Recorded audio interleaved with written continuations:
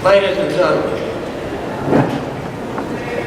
the 12 native son medal honor recipients from the Vietnam War, we pay special tribute to here today are part of the family of 27 Georgia wartime heroes from the past 150 years, cited for their gallantry in combat at the risk of their lives above and beyond the call of duty.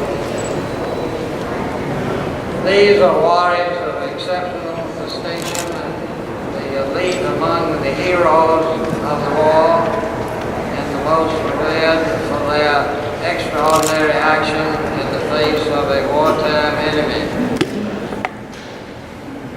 Thank you all for coming, joining with us here this morning, coming together in tribute and recognition of a select group of America's veterans demonstrates a true spirit of unity among all veterans from all eras, of all ages. This day is, however, a brief moment that we have set aside from our busy lives to pause, honor, and remember those who served our nation during the Vietnam War. Vietnam veterans deserve our sincere respect, our appreciation, public recognition, and probably more for what they faced and endured both in Vietnam and here in America during that time of our history. We salute them today and remain forever grateful. I'd like to thank Governor Deal, the United States Department of Defense, Major General Livingston, the Atlanta Vietnam Veterans Business Association, Georgia National Guard, the West Atlanta Douglas Choral Society, and the Junior ROTC cadets from Westlake High School for their support and their cooperation to help make Vietnam Veterans Day in Georgia this year. God bless you all. God bless the greatest country in the world today, the United States of America.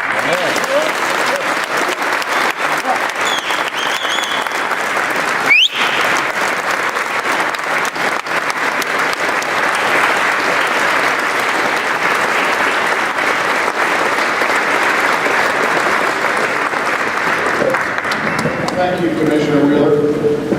Now it's my pleasure to ask to the podium Army Lieutenant General retired Claude Kicklighter. General Kicklighter is a Glenville, Georgia native who served in the Vietnam War. He currently is serving our nation as the Director of the Department of Defense's Office of Commemorations, which is overseeing the commemoration of the 50th anniversary of the Vietnam War. Since retiring from the Army, General Kicklighter has continued to serve our nation in several senior leadership posts in the Departments of Defense and Veterans Affairs. Welcome back to Georgia, General Kicklighter. Thank you, Dan, for that very kind introduction. It's always great to come home. Georgia has always been my home and always will be. And it's also, I'm very proud to be a Mercer Bear, especially right now. Governor and Mrs. Deal, Commissioner Wheeler, Senator Pepperson, and so many other Georgia legislators that are here this morning. Our honored guest and our keynote speaker, General Livingston and Mrs. Livingston. Miss Joanne Shirley and Tommy Clack, who are dear friends, and so many other distinguished and honored guests. We're all here this morning to remember and to honor our Congressional Medal of Honor recipients from all of our wars, especially the Vietnam War. We're here also to remember our Vietnam veterans and their families and all veterans and their families. Thank you for attending this very special event.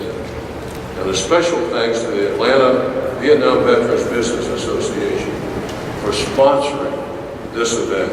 And I looked at your record of achievements this morning, and you've been doing so many wonderful things throughout the year. to remember our veterans and their families. Thank you for that. On March the 25th, all across this great nation, Americans are gathering to remember and recognize our greatest heroes, our greatest patriots, for their remarkable courage and gallantry in time of combat, above and beyond the call of duty. And so it is great that we pause today to do that in Atlanta. And it's great to have General Livingston with us. I don't know of anyone I admire more. It's a great hero, a great patriot to our nation as General Livingston. I've been asked this morning to provide you a brief update on our nation's program to thank and honor the Vietnam veterans and their families. And later in the program, I have the great honor of presenting a commemorative partnership certificate and flag to the Atlanta Vietnam Veterans Association as they join this national effort. In 2008, Congress passed a law that authorized DOD to organize, recruit, and facilitate events all across America to assist a grateful nation in thanking and honoring our Vietnam veterans and their families, and especially families who lost loved ones in our war. To accomplish this mission, we're recruiting partners, cities, states, towns, corporations, associations, schools, colleges, universities, military installations, active guard and reserve unit, and especially our veteran service organization. Naturally, the centerpiece of this commemoration will be the Vietnam veterans and their families.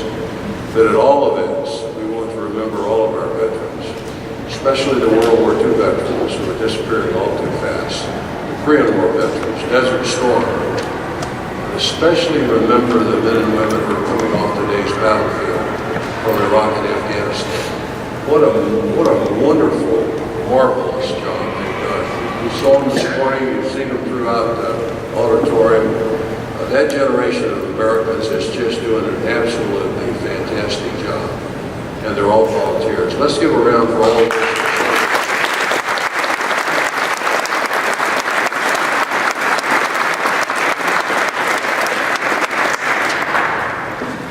Vietnam War was a long war. Consequently, it will be a long commemoration. And they'll run until the end of when Saigon fell, on the 50th anniversary of that very tragic day. On Memorial Day 2012, at a ceremony hosted by the Secretary of Defense, we announced to the nations our program to commemorate the 50th anniversary of the Vietnam War. It was attended by our Commander-in-Chief, President Obama, Mrs. Obama, Vice President Biden, the Chairman of the Joint Chiefs of Staff, and almost the entire chain of command. But the real VIPs in that event were the Vietnam veterans and their families, especially families who had lost loved ones and who had loved ones missing in action or still unaccounted for, whose names were on that black granite wall.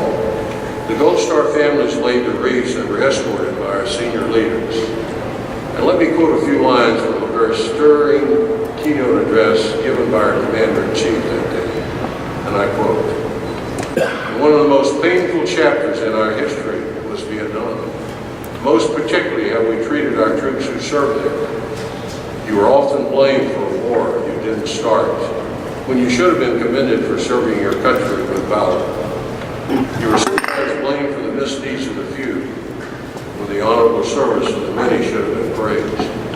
You came home, and sometimes you were denigrated when you should have been celebrated. It was a national shame, a disgrace that should not have happened. And that's why here today, we resolve that it will never happen again." End of quote. That's an awfully good summary. We ought to be thanking and honoring our Vietnam veterans and their families. In addition to that quote, let me quote from General Fred Lyon, who served in World War II in China, Burma, India. He commanded an infantry battalion in some of the toughest fighting in the Korean War.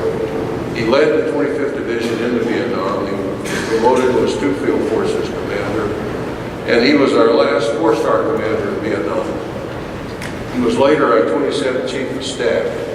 And this is what he had to say about the legacy of those who served in Vietnam, and I quote, "What particularly haunts me What I think is one of the saddest legacies of the Vietnam War is the cruel misperception that the American fighting men there did not measure up to their predecessors in World War II in Korea. Nothing could be further from the truth. End of quote. This commemoration, as I said, will be conducted. It will be a long commemoration. It will be in 3 phases. And we are recruiting commemorative partners. And since we launched that effort in late October, we have now more than 5,400 commemorative partners that have joined this national effort, including the 24 states. And I might add, Georgia was one of the first states and been one of the most active states to support this program. We have 21 cities, New York and Chicago, were 2 of the first that joined.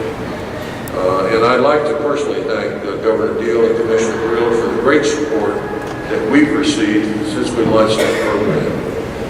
And you've done so much in this state to touch those 228,000 Georgia veterans and their families. Georgia currently has more than 200 commemorative partners that are assisting in this effort. The Adjutant General of this state just became a commemorative partner this past week. Let me close with a couple of lines from a poem that was written by a Vietnam veteran, Albert Dodds, and I quote, "We served where duty called, and we asked for no reward except a nation's thanks." End of quote. And that's what this commemoration is all about, a nation's thanks. Now this is the last time we'll probably have a chance to turn the pages of history back and right along. And this will be the last time for many we will ever have the chance to thank you for your service and welcome home. And sometime this will be the only time that they've heard it. Thank you very much.